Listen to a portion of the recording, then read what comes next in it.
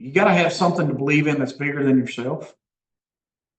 And when you do, and you go those directions, you just do what you say, or say basically you say what you do and do what you say, and hold to God's truths and carry forward. And that end goal that you're trying to accomplish, you can't help to not succeed if you just hold to God's truth and go forward, and just with with integrity and thinking of others before yourself and being a servant leader. Welcome to the EQ Gangster podcast, where you will learn practical tools to grow your mental and emotional health and intelligence to be the best version of yourself, both at work and at home. It is real, raw, and transformational. The journey of emotional growth isn't easy, but it's worth it. I believe in you.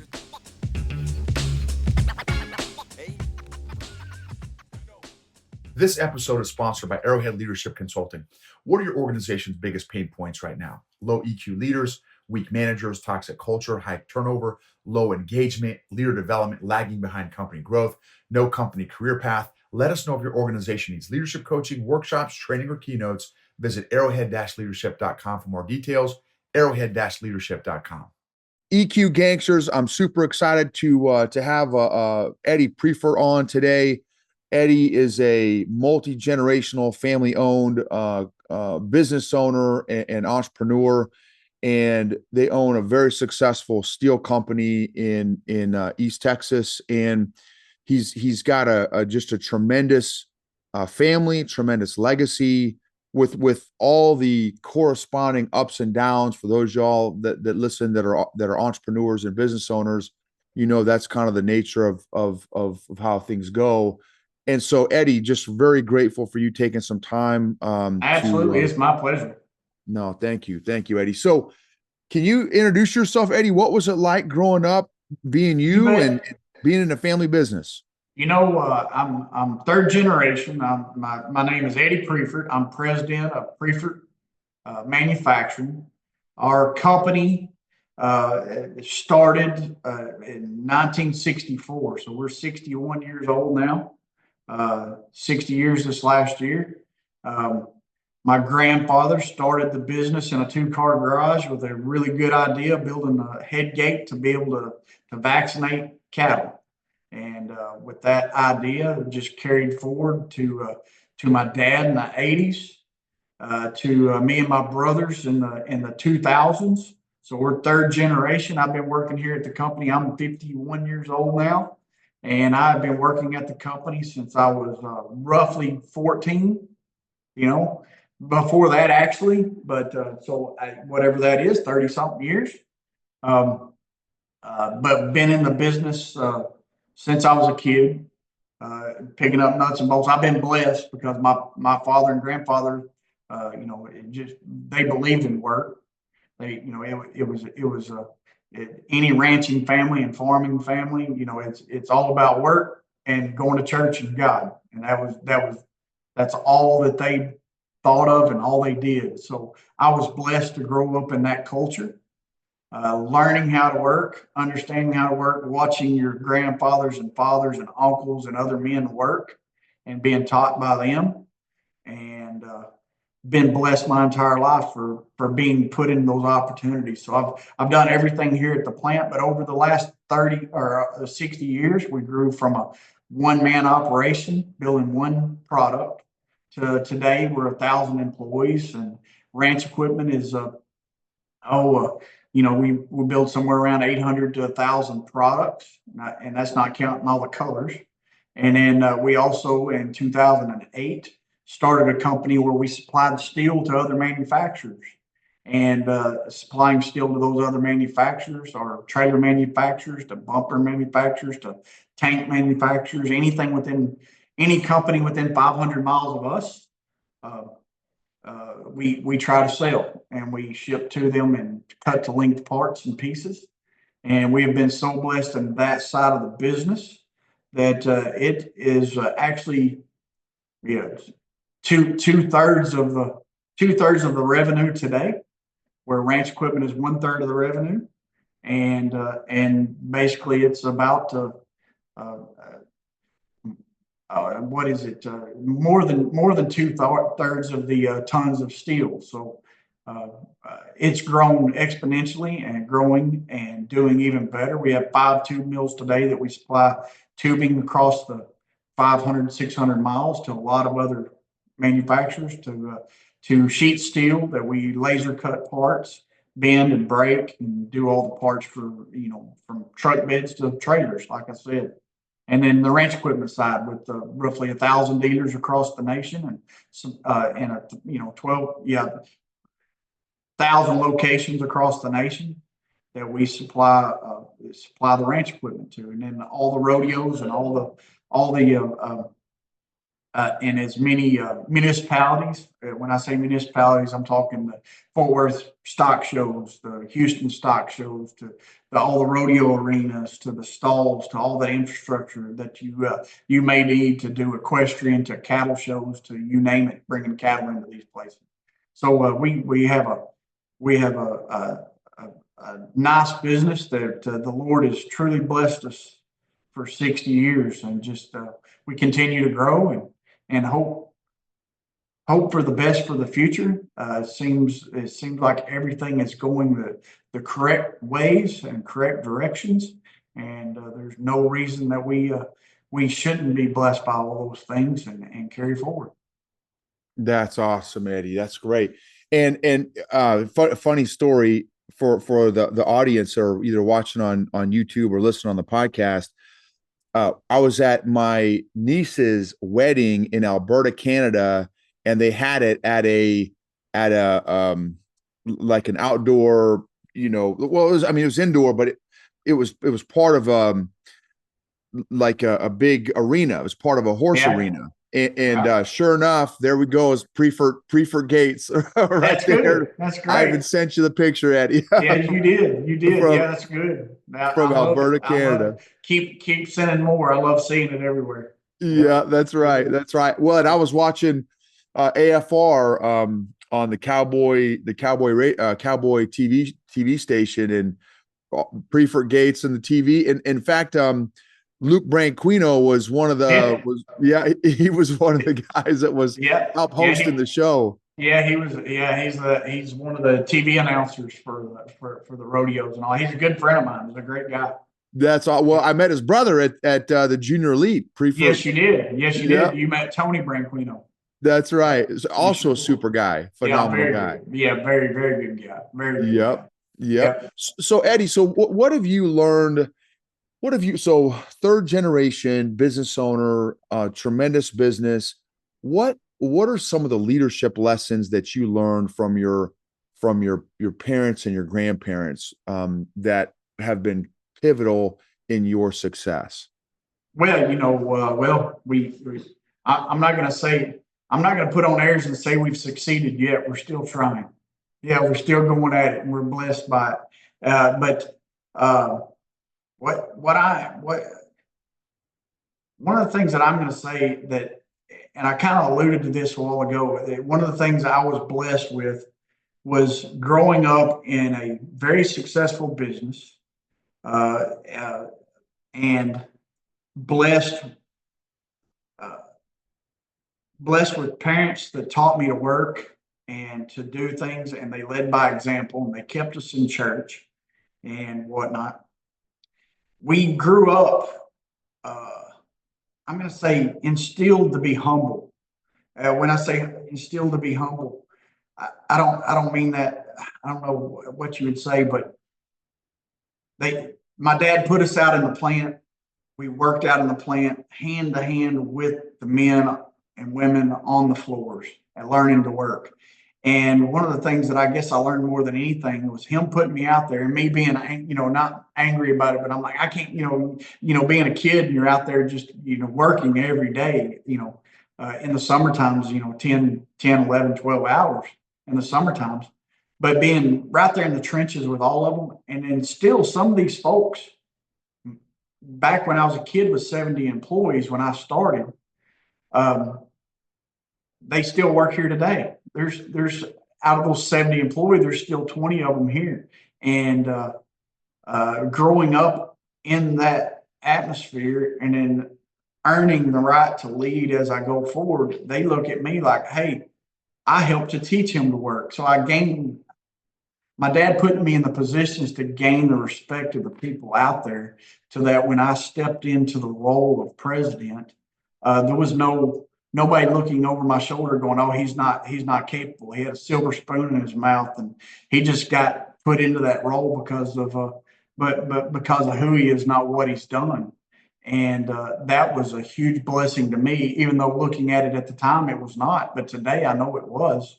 Learning and leading by example, and getting out there and doing every job on the floor, and then being in my role today, being able to tell everybody, hey, I've done this in the past.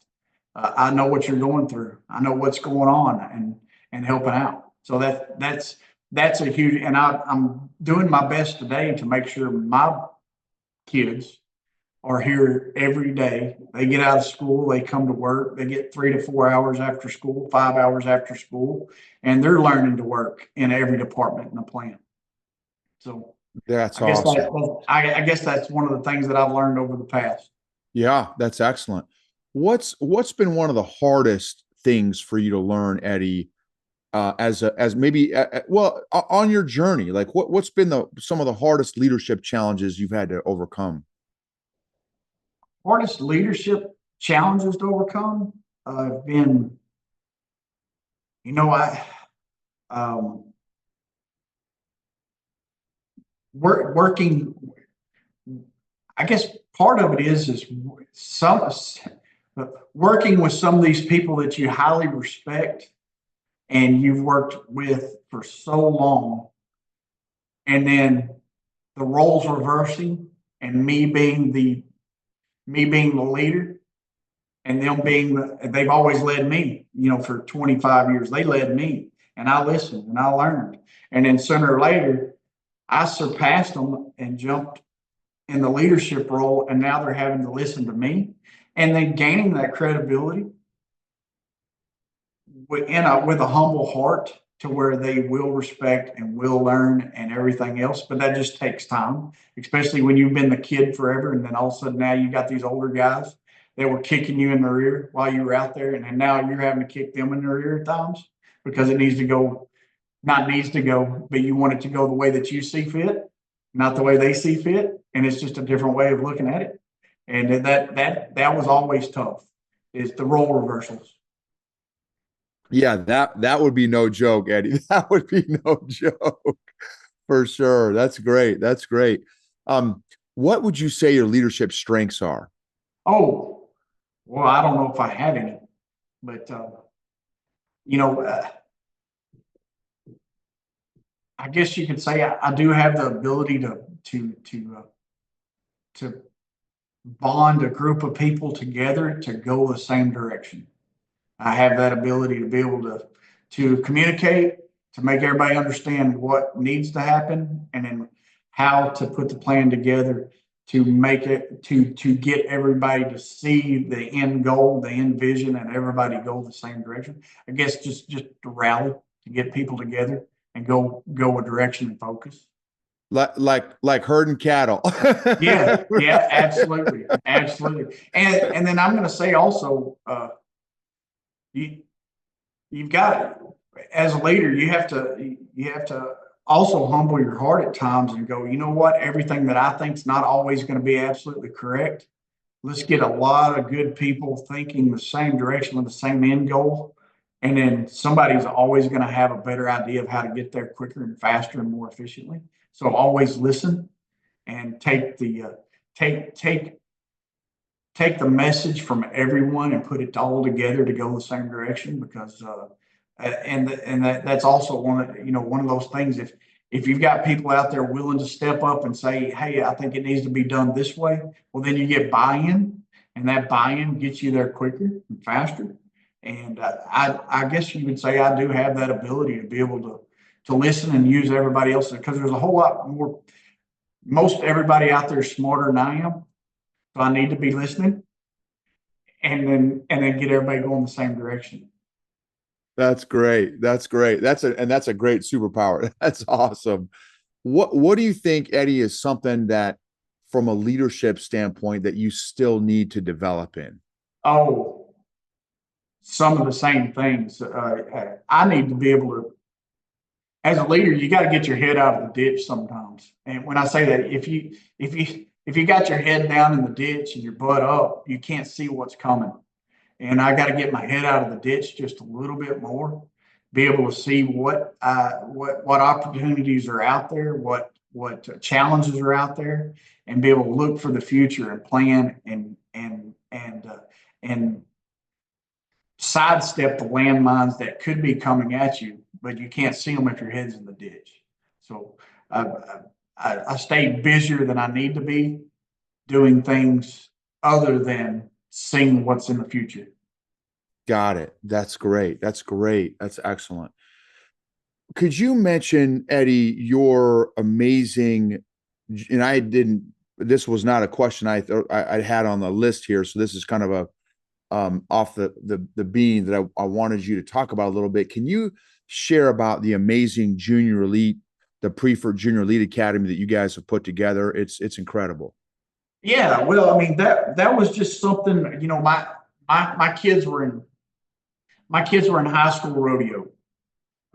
They were all in high school rodeo, and there was just so many things in high school rodeo uh, that I could see that most of the kids in high school rodeo all saw college and rodeo as they saw college and education as I'd always had a saying, this is not rodeo college.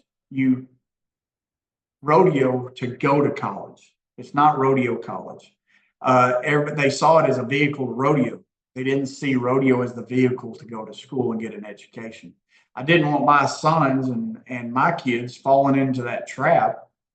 And you also saw a lot of things changing in the future with social media, how you behave, what was going on with parents at rodeos that the parents weren't necessarily acting as well as they should with high integrity.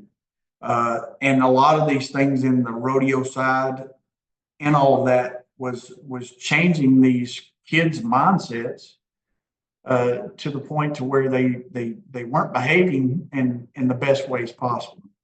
Uh, and that's kind of hard to explain, but I saw it. I saw as doing the Preferred Junior Elite, getting the best kids. And when I say the best kids, all kids are good, but getting kids that might not have been the best calf roper, might not have been the best team roper. They all love the sport. They love to be in the industry. They love to be in the rodeo and riding horses and pushing cattle and loving the culture. But they might not have been the best at rodeo, but pull them all together and teach them how to get online, how to get on and do a proper interview. Learn public speaking, stand up, be used to those type things, and then pull together as a unit, as a group, and promote the rodeo way of life, and not just the rodeo way of life. I'm going to say the agriculture way of life and that side of it. And it was just one way of just pulling kids together and making some true leaders. And then I also get to meet all these kids, their families, and I'm able to recruit for my business because they're not all going to rodeo. I need engineers. I need the best of the best when it comes down to the engineers and electricians and people on the floor and great leaders and build them up as leaders and recruit from these folks for the future, just for overall workforce, I guess you would say. So I mean, it was that was one way of looking at it and doing it all. I don't know if I explained all that well, but it was just uh, something fun to do, and also just to put back into the kids and into their families. Yeah, that's right. Just the way of doing it. And I'm super grateful, Eddie, for you giving me an opportunity to participate in that as well. It's one of the best, most intentional leader development programs and human development programs for young kids and young adults that I've seen. And it's Oh, that I means a am lot. oh, Eddie, I'm not, I mean, like it is phenomenal what you guys have put together, Candace and Courtney and Sarah, just all the wonderful folks you have kind of facilitating that and stuff. You've got some phenomenal people that have put a lot of brain power and heart and prayer and into that program. And just and then Eddie, this is not exaggeration. I think I think I got a thank you card from one of the kids as recent as maybe 2 or 3 weeks ago. I Oh, still keep wow. getting these thank you cards Yeah. from the speaking stuff that I've done for that for you guys so far. And it's what kids write thank you cards nowadays, right? Yeah. Right. Not just kids, people. How many people write thank you cards Yeah. nowadays, right? And Yeah. these pre-for kids, I get them all the time. It's That's incredible. great. That's great. It's amazing. So A philosophy of the leadership, though, just based on how I grew up and whatnot is, you know, you gotta have something to believe in that's bigger than yourself. And when you do and you go those directions, you just do what you say or say. Basically, you say what you do and do what you say, and hold to God's truths and carry forward. And that end goal that you're trying to accomplish, you can't help to not succeed if you just hold to God's truth and go forward and just with integrity and thinking of others before yourself and being a servant leader. that's awesome. That's great. How have you made it through some of your valleys, Eddie? What's gotten you through the tough times, either personally and or in business? What's gotten me through it, just a lot of prayer, a lot of prayer, but a lot of prayer, and then surrounding yourself with good Christian people that give you the right direction. Because I have 3 or 4 folks that I get into a quandary or I get confused. Satan's the prince of confusion, and he thrives on confusing and keeping you confused.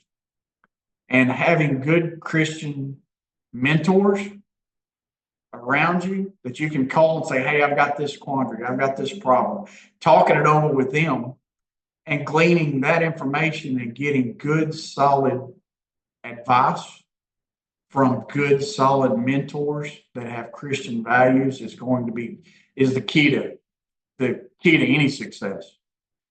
And also, and I'm not talking about monetarily. I'm talking about any key to any success, to where if you're going to influence and help others, you have to keep yourself to the side and listen to others with good, high moral fiber and that love the Lord to give you the best advice. That's great. Love that. Um, what is a